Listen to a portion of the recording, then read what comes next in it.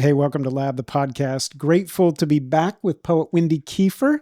So fun to say that, especially on this side of the brand new publishing debut from Alchemy of Praise. So congratulations Thank again. you. Just a few weeks ago, live at Buddy Brew Yep. for the launch of your inaugural poetry collection, Alchemy of Praise. And how are you feeling on this side of that? I feel great. It's been full of surprises, I literally wrote down, I want to know the most delightful or surprising thing on this side of a book release. Okay. Well, I think some people really dream of publishing and it's something that they prepare for, perhaps mentally. And then there's those poets, I've been reading about a lot of them recently, even George Herbert, and you've got Hopkins, not to put myself in with them, but these people that just handed their poems off to someone and said, here, have these, do something with them.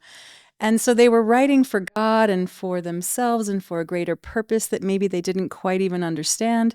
And then I think that's how I was always looking at it, that I just write. And so I think it surprised me to see the impact that it has had on people. And that's been really lovely just to see it actually ministering beauty and truth and to see the impact on a heart. That's been really lovely and it surprised me because I thought, well, I'm just writing. I don't know where it's going to lead. Yeah. And it was a lovely surprise. Yeah.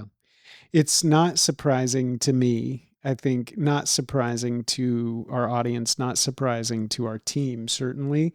Like we've been saying for a long time that Wendy is the Michael Jordan of poetry, that there is a deep talent there that is other. Again, Brooke Lidgertwood, some of these people that we've had the opportunity to talk to, you go, there is a God-given gift and otherness to their gift. And there's a lot of talented artists, really extraordinarily capable people doing beautiful work in the world. And then occasionally you meet somebody who God has just given a measure of grace to that is for his glory and for the good of the world. You have that. And it's not surprising to me that Alchemy of Praise has had such an impact on people. I think we're just starting. Often I wake up in the morning and think about this podcast conversation, the regular cadence of establishing a space for poetry and for your voice to enter the world. And now with publishing, for you to go to universities and to intercultural spaces and be a voice that carries the life and beauty of the gospel and expresses it so beautifully, not surprising that it's already happening. So thank you. Thank you so much. What did you learn about yourself as a poet in the process of publishing and releasing? Myself as a poet. I think I learned how to really value and care for and consider the reader. Again, when you're writing so long kind of siloed, and then you come out and release and get feedback and impact, now there is this beautiful sense of the reader, even now as I write. And I love that. Yeah. I love that conversation that's occurring. Yeah. Yeah. Well, we could celebrate Alchemy of Praise for days. I think from here on out, you'll be hearing us talk about it, obviously, because we're proud of you and we feel there's such tremendous impact going to come through the book. So we'll keep coming back to Alchemy of Praise, but you reminded me of last week, we unveiled a painting. We're just on the other side of unveiling an art painting, visual piece with artist Gina White. And we got to do a podcast like this, but with visual art. And that night, we talked about the impact of the audience as well, and that it's not just writing in a silo. For V3 particularly, the hope, and especially of this podcast and doing these poetry conversations, is that your gift would irrigate our heart and mind and imagination and life of faith. And people always say, well, your mission to express the life and beauty of the gospel in the world, what does that look like? What's your measure of success? And the secret sauce for us is that it's you, the listener. It's you, the person who engages with V3's ministry. Our hope is that we would be a contributor in some way to what God is doing in your life, And then out in the world, you are that unique venue for the life and beauty of the gospel. I think of Hopkins and Christ playing in 10,000 places, lovely in eyes and limbs that are not his, right? Like that's who you are as our audience. So that's what makes this such a special, just intimate opportunity for us to communicate and to be a contributor to your life. So thank you for listening. Thanks for being a part of these conversations as a lab listener, because it is a conversation amongst all of us. So thank you, That's Wendy, right. for setting it up, and thank you for listening. And with that, I'll get out of the way, because Love's Choice is the poem for today. Beautiful poem. And Wendy, introduce us to the poem, and then I'll let you take it over. So this is a poem called Love's Choice by Malcolm Guite. And I'm so glad we're doing a Malcolm Guite poem. We talk about him quite a lot. We have used his poems in chapel. So I was really, really thankful that we chose to go forward with this poem today. And a little bit about Malcolm Guite. He is a scholar, an academic, a Cambridge man. I think I might have said Oxford in our last podcast, and I think that might have been like calling a gator a knoll. Like, I think that's... Yeah. But when you're across the pond, it blurs together. Exactly. I was like, whoa. Cambridge man, very erudite, but very personable, has written 5 collections of poetry and also many other Christian books. We've read Lifting the Veil as a team. Excellent book. And you can tell, and even his intro to the book that we're drawing from today, that he's been very encouraged and inspired by George Herbert and these poets of the past. And he's really, and even their style, he writes particularly in sonnets. He is, in my view, the master of the modern sonnet. He has really used this form to its fullest capacity, and it's beautiful to see it kind of reinvigorated. Yeah. You know, the ancient and the new kind of coming together in this time period. And so it is a sonnet that we're reading today. And he is, like I said, an academic and an Anglican priest and a poet, which is such a great combo. And again, echoes that George Herbert, John Donne, the poet priest, even Hopkins. Yep. And so I brought the book. This is Sounding the Seasons by Malcolm Guite, and it's a sonnet for every liturgical holiday in the church calendar year. I just find this so useful. His whole collection here, where this poem is settled, is so useful for personal reflection, but also for corporate worship, for any corporate setting. There's a sonnet in here on baptism that would be just gorgeous to read before or after a baptism to really enter into what you're doing. So I highly recommend this book for all of those reasons. He's done a magnificent job. And so a sonnet, Love's Choice, that I will read shortly, is a sonnet, and it really follows that English sonnet, the Shakespearean style that has the quatrain, which is the 8 lines, followed by a sestet, which is 6. And it has that rhyme scheme, A, B, A, B, all the way down, and then the final 2 lines rhyme. It is a really condensed, intense, brief, powerful form of poetry. It gets such a strong idea across with so few words. Usually sonnets will start off with either an idea, a rumination, a problem, something that is bothering the writer, and then have a turn, and then a resolution. And so it feels like you're going on a journey of discovery. It feels like that natural human evolution of discovery, and then you end up changed by the end, which I think is so satisfying. So anyway, I will read it, and then we can look deeper into it. It's about the Eucharist or taking communion. This is Love's Choice by Malcolm Guite.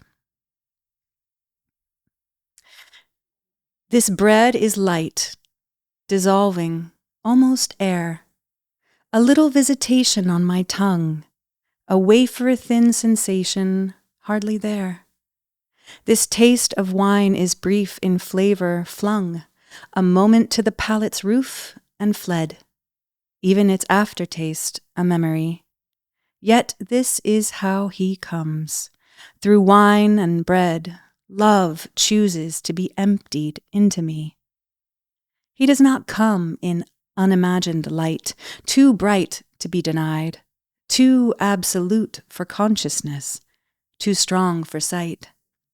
Leaving the seer blind, the poet mute, chooses instead to seep into each sense, to dye himself into experience.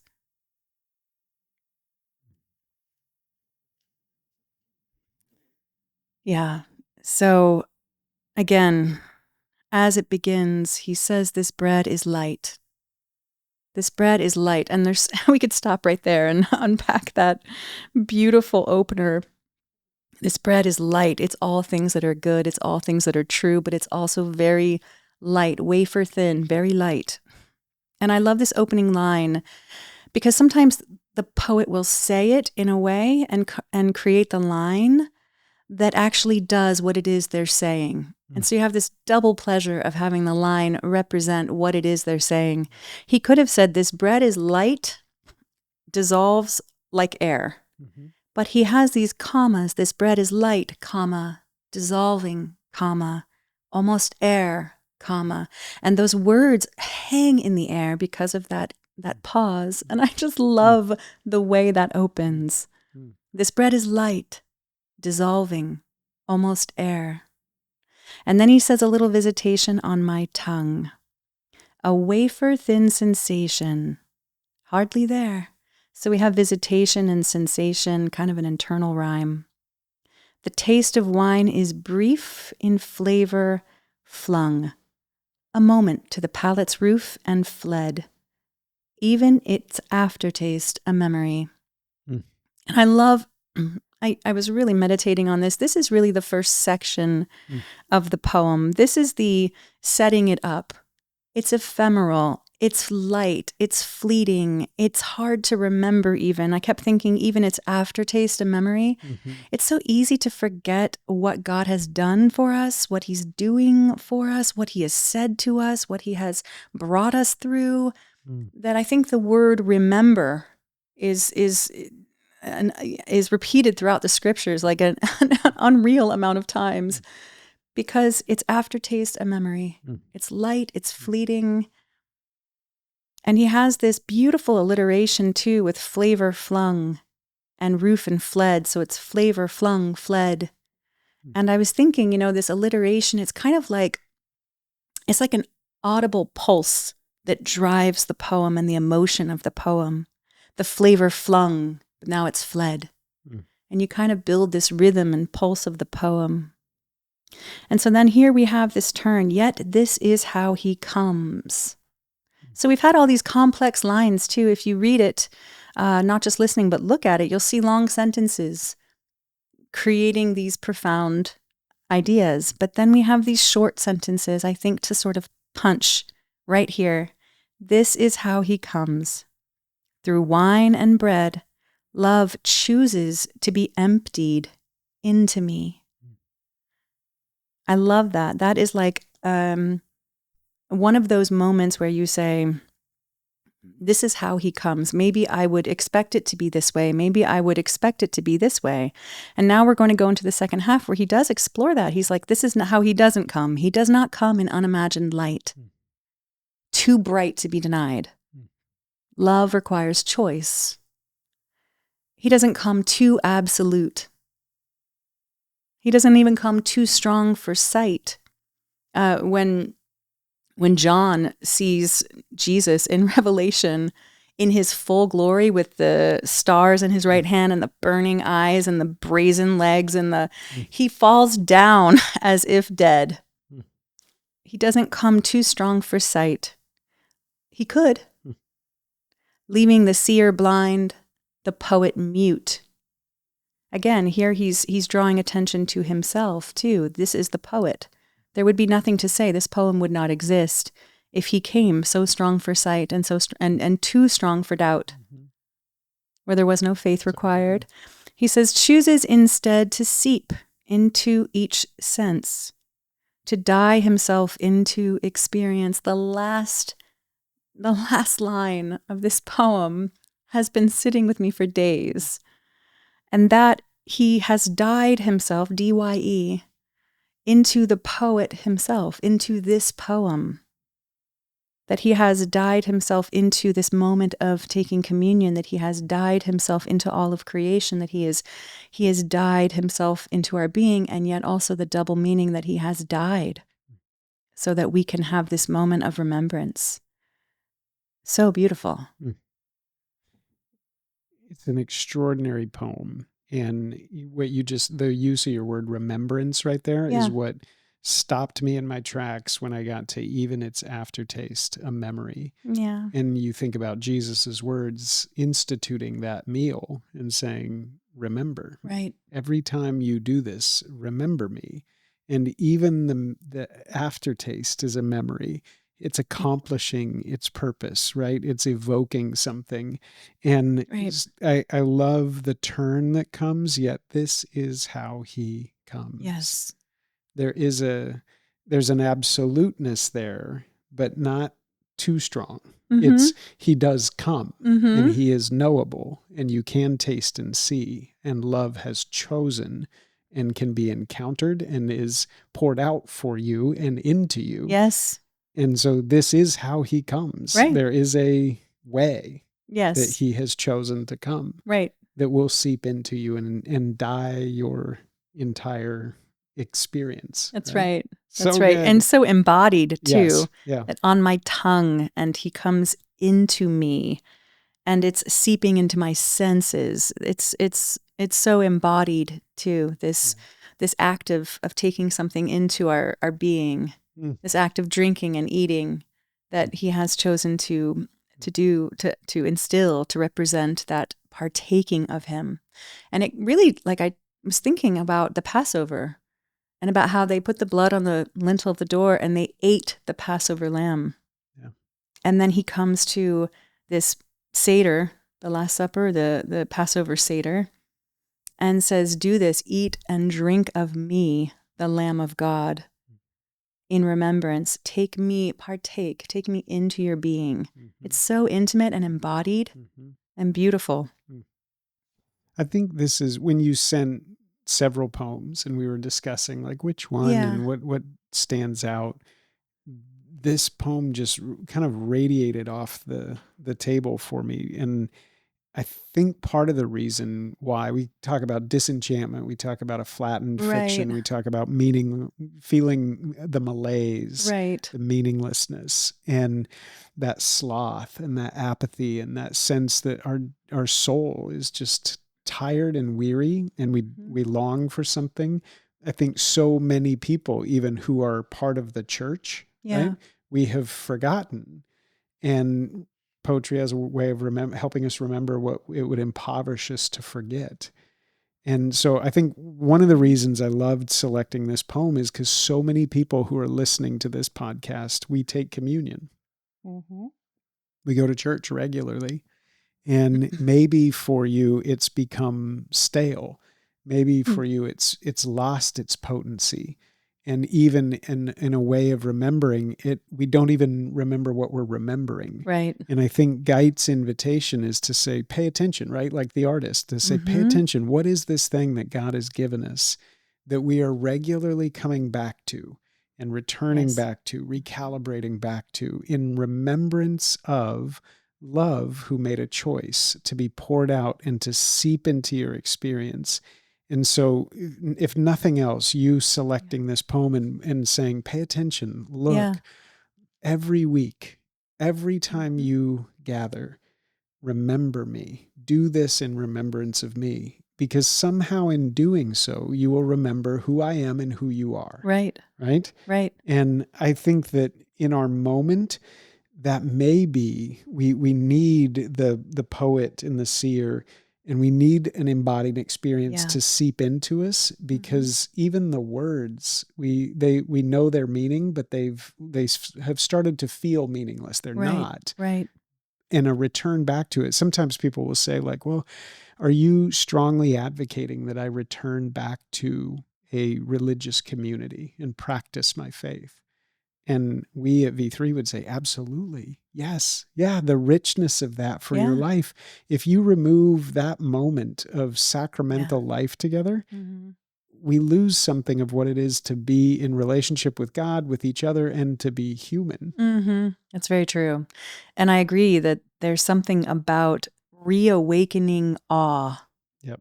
and about the mystery of it, and delving into it just enough to reawaken our awe and our wonder, Mm-hmm. and to shake off that familiarity that might dull our senses to what really is taking place.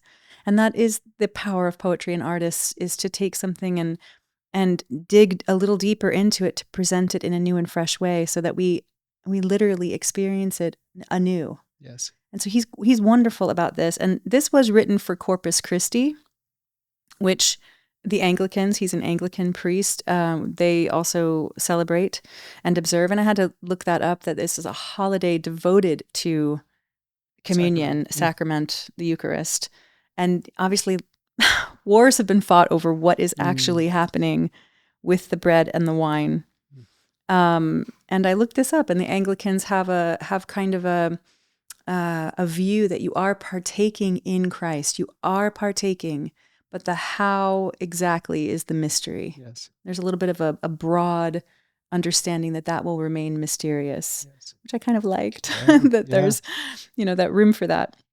Yeah. And so yeah, there is this moment, I think, of using poetry like this to really take in what it is we're doing, so that we can connect and worship and have that real partaking on a full embodied level with the Lord when we're going through these things. We really understand their value. Yeah.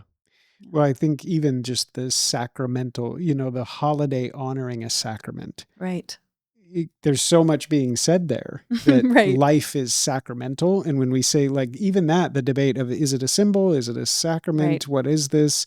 And we would say the sacramental is the participation in something other, right? That's right. And it's not just pointing to something, but something is taking place. This is how he comes. And so depending on what tradition you practice your faith, in the Christian, within the boundary of Orthodox Christianity, people say, no, there's real presence. Yeah. There's mystery. We don't know how, but we do know this, that Jesus has set this apart and said, I will be with you, right? In these particular ways, these means of grace. Right. And there's a real presence, there's a real encounter, and there's a mystery in that. Mm-hmm. And I loved the ressourcement movement that said people examined from an Enlightenment perspective, and they tried to disprove real presence, right? Like it's just bread, right?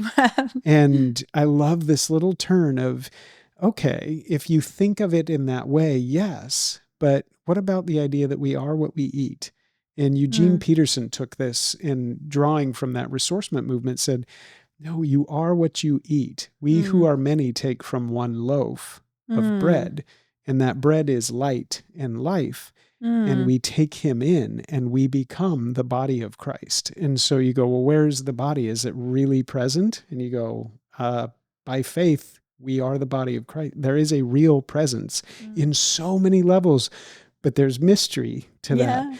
And a return back to that is good. It's good. It's good. It's good. The idea that faith and reason are like a bird with two wings, right? You have reason and you have faith, and both lift, right? And it's wonderful. And it's a wonderful invitation to return back. I think even now, right, when we talk about sacramental life, we're recording this podcast just outside of where the church will turn back toward Advent and a season of expectation. And then there's the Lenten season and the celebration of Easter and Eastertide.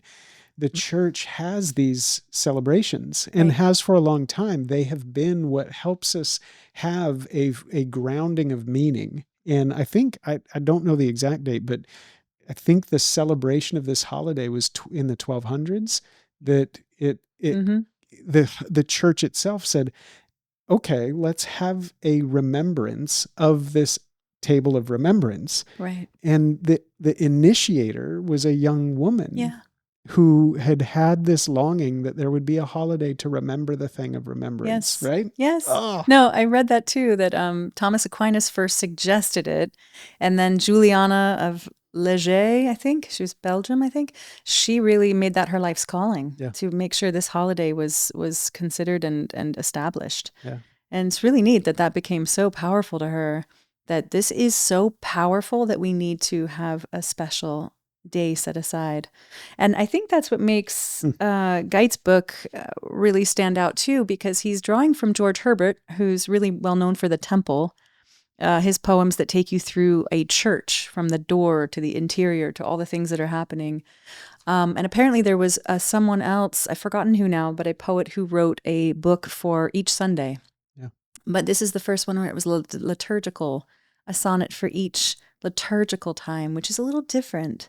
The time, the way the time moves and the way that those moments are punctuated have a special feel to them. Yes. And so I'm glad that there's now a sonnet available to dig deeper Yeah. during those times.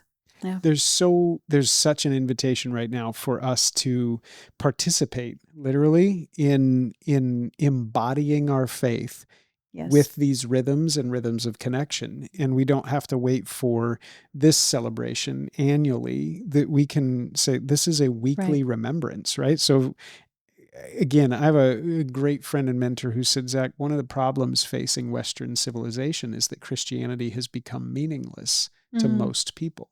And religious affiliation certainly is meaningless. And what he was saying is, it's just not meaningful for me to go to church anymore. I don't find it meaningful to participate. Maybe I believe in God. Maybe I have some private conviction. But embodying these practices, it doesn't feel meaningful. He's on to something, because I think then the lived experience is our daily life very anxious, wrought with question and uncertainty, and lots of fragmentation happening. And both things are true at the same time. And I wonder, I think, I want to make an invitation to say, Guite is saying, remember that we've been given a tremendous participation in something that is visible and invisible.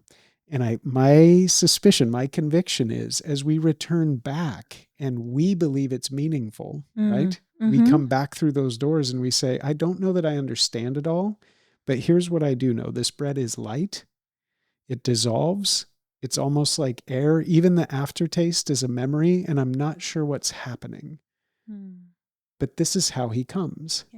In bread and wine, reminding me that love chooses to be emptied into me. Yes. A regular participation in that, week in and week out, irrigates something that's been dry for a long time. That's right. That's right. And I think when you have a poem like this that can take you into the deeper meaning, that it says it's love's choice. Love empties into me, the greatest hunger of all humanity. We all want to be loved. We all want to belong. We all want to have purpose. Yeah. We all want to know that that love is unshakable, that our joy cannot be taken from us because it's attached to something that cannot be moved. And so when you take that and say, that love wants to come into me, it wants to be emptied out on the cross. It wants to be emptied into me. It's allowing me this participation, this moment to choose. I'm choosing to go into that building. I'm choosing to take the wafer into my hand. I'm choosing. But love's choice is what I'm choosing, him coming into me. Yes. And it's what every heart really hungers for. But maybe we've lost something in going through the motions. And maybe those people that are like, I don't want to do that anymore. It's very traditional, or maybe it's lacking in something inspiring or something beautiful. This is helping lead the way back to say, no, it's actually rich and percolating with so much depth and meaning. Yeah. And it is not romantic. It's not a romanticism. It is poetry saying something beautiful, because saying the truth in a beautiful way is the best way to convey what is really happening. Yeah. Yeah. Yep. Love emptying into us. I think this is what we come back to all the time about V3's particular approach to ministry, of saying beauty does draw you and allure you. Yes. And so maybe communion participation or even church participation has grown distant or cold or stale or meaningless in my life. But Guite puts this poem in front of you and you go, but there's something beautiful there. Yeah. And then I'm drawn to it, and I taste and see that something is good. And all of a sudden, I'm immersed in truth. I Yeah. am participating in what is actual, what is Yes. true. But without beauty awakening us wondrously to come back to that table, maybe we wouldn't have had that encounter. Mm. One of the greatest treasures of our week is communion. We participate at Redeemer City Church. They take communion weekly, and I love it. With Nice. my kids and my family, we go up as a family, and Yep. we're rehearsing every single week that there's a table set for us that we didn't set. We are guests invited to participate and to eat and to taste and see from a table that we didn't set. We're not responsible for making that.